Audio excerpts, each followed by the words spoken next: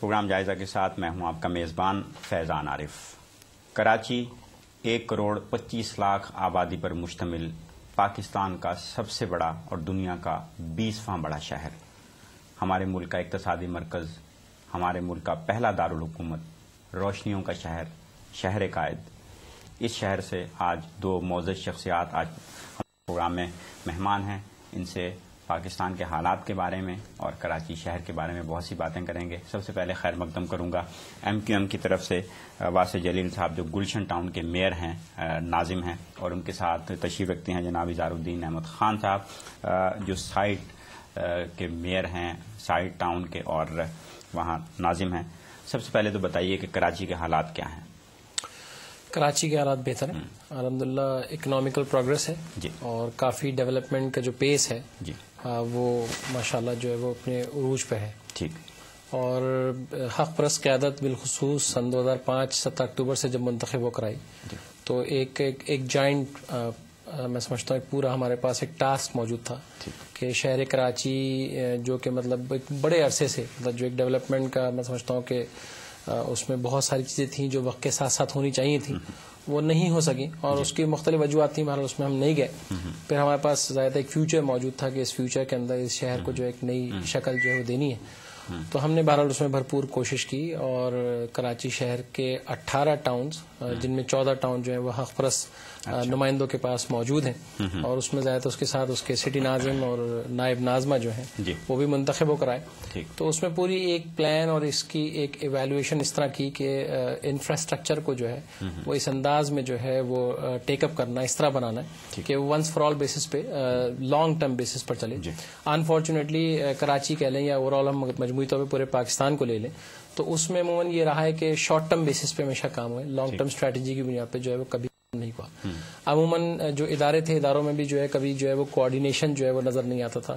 Road بن گئی تو KC والے جاگتے تھے، پھر کبھی واٹر بورڈ والے جاگتے تھے، کبھی سوئی گیس والے جاگتے تھے، اور روڈ جو ہے پھر وہ آئے دن جو ہے وہ کھدتی رہتی تھی۔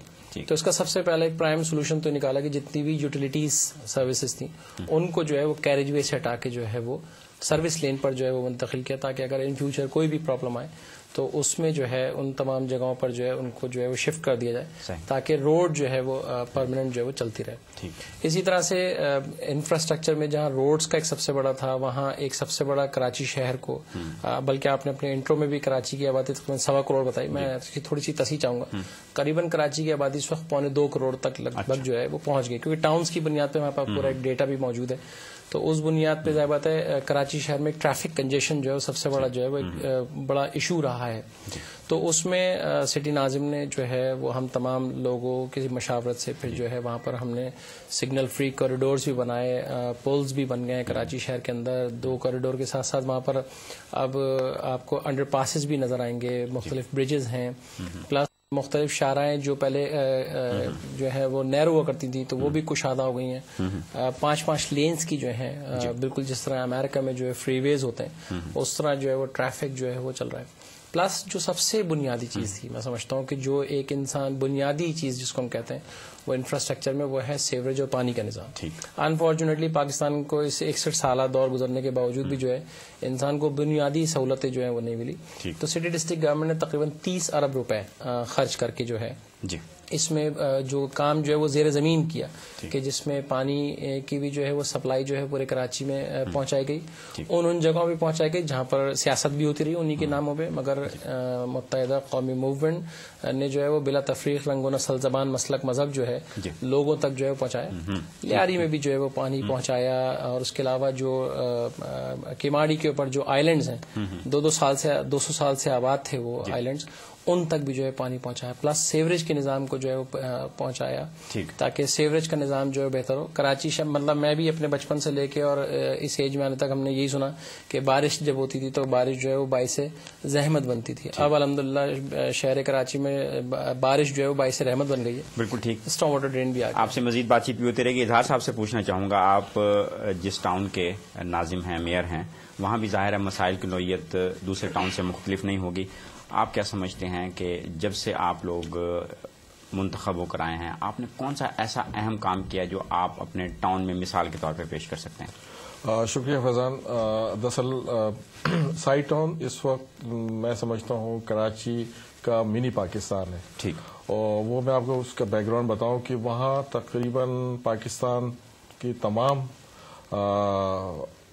مذہب، تمام جماعت کے لوگ، تمام زبان بولنے والے لوگ سائی ٹاؤن میں اس وقت موجود ہیں. اور وہاں کا میں ایک ٹاؤن ناظم ہوں، حق پرست.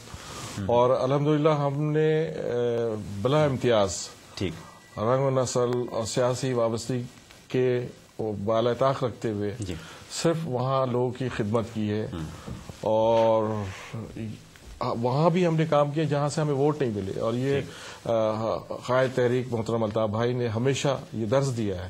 یہ نہیں ہم صرف ہمیں ٹاؤن ناظم تمام حق پرست ایم پی، ایم این ایز، منسٹرز کی بلا امتیاز خدمت کرو عبادت سمجھ کے. تو اسی چیز کو لیتے ہوئے ہم اپنے ٹاؤن میں میرے پاس 7 اپوزیشن کے لوگ ہیں، دیگر جماعت کے لوگ ہیں، لیکن ان کے علاقے میں بھی ہم نے اسی طرح کام کیا جو پچھلے 61 سال میں ان کے ہاں اس قسم کے کام نہیں ہوئے. ایک مثال دیتا ہوں. ایک علاقہ ہے ہمارا جو 300 سال پرانا ایریا ہے جہان آباد کا. وہاں پہ پانی وہ ہماری یو سی بھی نہیں ہے، لیکن وہاں 130 سال بعد میں نے میٹھا پانی وہاں پہ پہنچایا ہے. مصطفیٰ بھائی سٹی ناظم کے ہیلپ کے ساتھ اس علاقے میں ہم نے پانی پرووائڈ کیا ہے. اسی طرح ہمارا جو ایریا ہے وہ دوسرے ٹاؤن سے بڑا مختلف ہے. 31 ہماری کچی آبادیز ہیں، اور پھر اس میں سیوریج کا نظام، پانی کا نظام، جس طرح واسع بھائی نے بتایا کہ یہ بنیادی ضرورت ہے پانی اور سیوریج. تو تقریباً 80% ہم نے پانی اور سیوریج کا کام جو ہے وہاں مکمل کرایا ہے. اور پھر میرے علاقے میں کچھ علاقے ایسے ہیں جو پہاڑی کا ایریا لگتا ہے، تو تقریباً 4,500 اسٹیپس وہاں پہ ہم نے، وہ پختون آبادی ہے، وہاں پہ ہم نے اسٹیپس بنا کے دیے تاکہ لوگوں کو چڑھنے اترنے میں آسانی ہو. اور پمپنگ اسٹیشن بنا کر باقاعدہ پانی ان علاقوں میں ہم نے پرووائڈ کیا ہے. بالکل ٹھیک.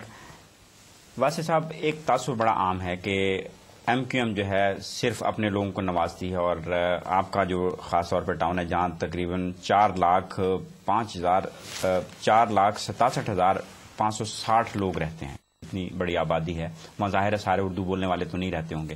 آپ نے جس طرح انہوں نے کہا اظہار صاحب نے کہ آپ نے بلا تخصیص وہاں ترقیاتی کام کیے ہیں، تو کیا واقعی یہ بلا تخصیص ترقیاتی کام ہوئے ہیں، اور اتنے ترقیاتی کام ہوئے بھی ہیں جو آپ بتا رہے ہیں، یا صرف کاغذوں میں ہیں؟